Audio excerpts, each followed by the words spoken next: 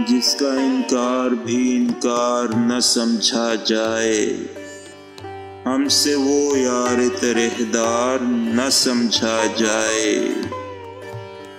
इतनी काविश भी न कर मेरी असीरी के लिए, तू कहीं मेरा गिरफ्तार न समझा जाए।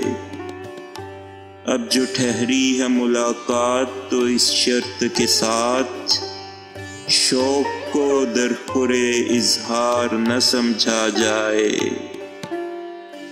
नाला बुलबुल का जो सुनता है तो खिल उठता है गुल, इश्क को मुफ्त की बेगार न समझा जाए।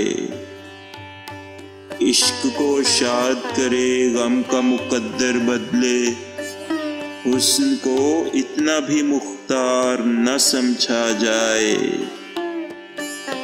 बढ़ चला आज बहुत हद से जुनूने गुस्ताख, अब कहीं इसको सरेदार न समझा जाए। दिल के लेने से सलीम उसको नहीं है इनकार, लेकिन इस तरह के इकरार न समझा जाए।